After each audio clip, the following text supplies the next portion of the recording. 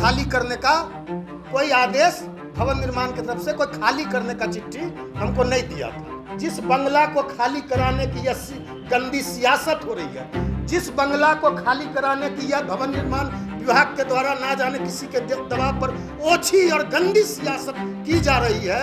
अब तो जानते हैं ना, भ्रष्ट जो पदाधिकारी होते हैं, जितने भी भ्रष्ट जो ये सब भ्रष्ट पदाधिकारी, इनका संपत्ति की जांच होनी चाहिए। ये कौन संजय सिंह है, शिवपूजन है, इसका संपत्ति की जांच होनी चाहिए। नमस्कार, मेरा नाम प्रेम है और आप लाइव स्ट्रीम देख रहे। 7 दिन के अंदर बंगला खाली करना होगा, नहीं करेंगे तो बलपूर्वक खाली करवाया जाएगा। देखिए, राष्ट्रीय लोक जनशक्ति पार्टी को खाली करने का आदेश आया है।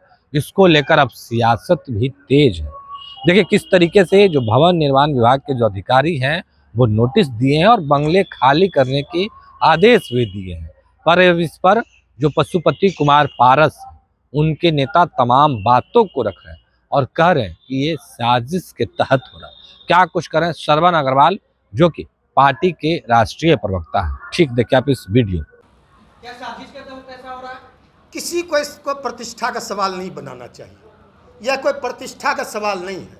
कानून जो कहता है, चुनाव आयोग जो कहता है, चुनाव आयोग की कॉपी है, हम आप लोगों को दे देंगे। चुनाव आयोग कहता है कि लोक जनशक्ति पार्टी का मामला, जिस बंगला को खाली कराने की यह गंदी सियासत हो रही है, जिस बंगला को खाली कराने की यह भवन निर्माण विभाग के द्वारा ना जाने किसी के दबाव पर ओछी और गंदी सियासत की जा रही है, तो हम यही चाहेंगे इस पर कोई राजनीति नहीं होना चाहिए। क्योंकि चुनाव आयोग ने कहा है, इलेक्शन कमीशन बिहार के पास स्पष्ट गाइडलाइन है देश के निर्वाचन आयोग का, कि जब तक लोक जनशक्ति पार्टी का डिस्प्यूट हमारे यहाँ है और लोक जनशक्ति पार्टी का जो चुनाव चिन्ह था बंगला, उसका डिस्प्यूट का निवारण नहीं होता है, तब तक दोनों पार्टियों को बिहार में राज्य पार्टी का दर्जा प्राप्त रहेगा और यथास्थिति बनी रहेगी।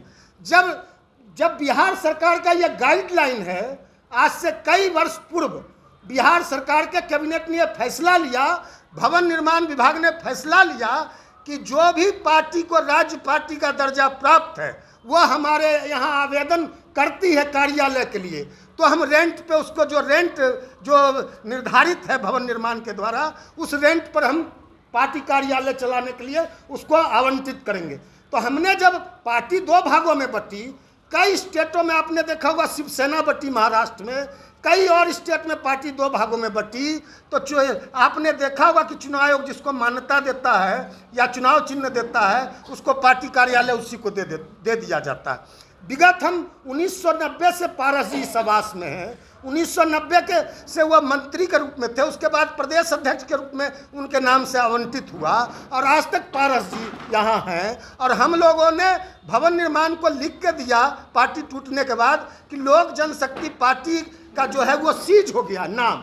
लोक जनशक्ति पार्टी का जो नाम था चुनाव आयोग ने वो फ्रीज कर लिया है और बंगला चुनाव चिन्ह भी फ्रीज कर लिया है। दोनों पार्टी को अलग अलग नाम दे दिया गया है, अलग अलग चुनाव चिन्ह दे दिया गया है। तो लोक जनशक्ति पार्टी का आवंटन रद्द करते हुए इसको राष्ट्रीय लोक जनशक्ति पार्टी के नाम से नवीकरण किया जाए। आप जान लीजिए, आप लोग पत्रकार बंधु हैं, आप लोग भी न्यायप्रिय हैं, चौथा स्तंभ है पत्रकारिता के। आप बताइए, 2021 में पार्टी टूटी और 2024 तक भवन निर्माण विभाग कान में तेल डाल के सोया हुआ था। आज कहता है कि लोक जनशक्ति पार्टी का जो कब्जा है वो अवैध है, वो लिखता अवैध है। 21 में पार्टी टूटी, 22 तक उनका नींद कुंभकर्ण वाला नींद नहीं जागा भवन निर्माण विभाग के भ्रष्ट पदाधिकारियों का कि हम अवैध हैं। 2 साल तक हम वैध थे और आज 2 महीने में हम अवैध हो गए।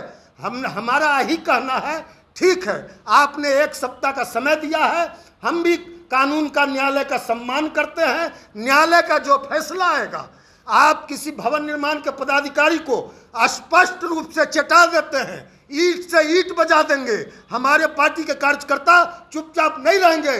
न्यायालय का सम्मान बलपूर्वक खाली कराया जाएगा। सरपंच जी, स्टेटमेंट है भवन निर्माण विभाग के अधिकारी का, ये स्टेटमेंट है ऑन रिकॉर्ड कि अगर 1 सप्ताह में आपने। अब तो जानते हैं ना, भ्रष्ट जो पदाधिकारी होते हैं, जितने भी भ्रष्ट जो ये सब भ्रष्ट पदाधिकारी, इनका संपत्ति की जांच होनी चाहिए।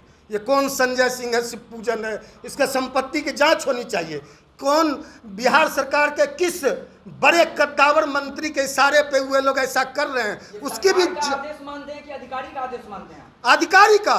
हम तो एनडीए में हैं, हम तो मुख्यमंत्री जी से आग्रह करेंगे आप लोग के माध्यम से, आदरणीय मुख्यमंत्री जी नीतीश कुमार जी को अविलंब हस्तक्षेप करना चाहिए, न्यायालय का सबको सम्मान करना चाहिए। भवन निर्माण विभाग के अधिकारी को हम कहते हैं बलपूर्वक की बात करते हो तो बलपूर्वक की बात करते हो, तो न्यायालय का तुम अपमान करते हो। न्यायालय का हमने दरवाजा आज भी खटखटाया है और जल्द ही 1-2 दिन में 4 दिन में न्यायालय का फैसला आ जाएगा। न्यायालय का फैसला का इंतजार करना चाहिए, हम लोग मनमानी नहीं करना चाहिए, न्यायालय का सम्मान करना चाहिए। 1 सप्ताह के अंदर यदि न्यायालय का फैसला हमारे खिलाफ जाता है तो हम अविलंब 1 मिनट में इसको खाली कर देंगे। हमने तो कहा है, भवन निर्माण विभाग को पत्र लिखा है कि आप लोग न्यायालय का फैसला जो आता है उसका इंतजार कर लीजिए। वो लोग न्यायालय के फैसले का भी इंतजार करने को ना तैयार है, ना जाने किसकी साजिश है, ना जाने कैसा हड़बड़ी है। जब हमारे वकील ने, देखिए जब हमारे वकील खड़ा होते हैं तो उधर से राज्य सरकार के महाधिवक्ता भी खड़ा होते हैं, भवन निर्माण विभाग के भी वकील खड़ा होते हैं। कई बार जिरह हो चुकी है तो न्यायालय ने कहा हमारे वकील को कि भवन निर्माण विभाग के तरफ से कोई खाली कराने का आपको नोटिस मिला है? हमने कहा, हमारे पार्टी के वकील ने कहा कि नहीं, भवन निर्माण विभाग के द्वारा कोई खाली कराने का नोटिस नहीं मिला है। आपके यहाँ कोई खाली कराने आया है? हमने कहा कोई खाली कराने नहीं आया। ये सब बस आज ऐसा हुआ है, आज ना जाने किस हमने पहले भी भवन निर्माण विभाग को कहा है कि न्यायालय में फैसला है। आज जब उसने कहा है कि स्टे नहीं है तो हम कह रहे हैं कि आप 1 सप्ताह इंतजार कर लीजिए, 10 दिन, 1 सप्ताह में न्यायालय में फैसला आ जाएगा। हमारा इस पे यही मानना है कि न्यायालय में देश का सभी लोग सम्मान करते हैं, हम भी सम्मान करते हैं, आप लोग भी सम्मान करते हैं, देश का हर नागरिक न्यायालय का सम्मान करता है।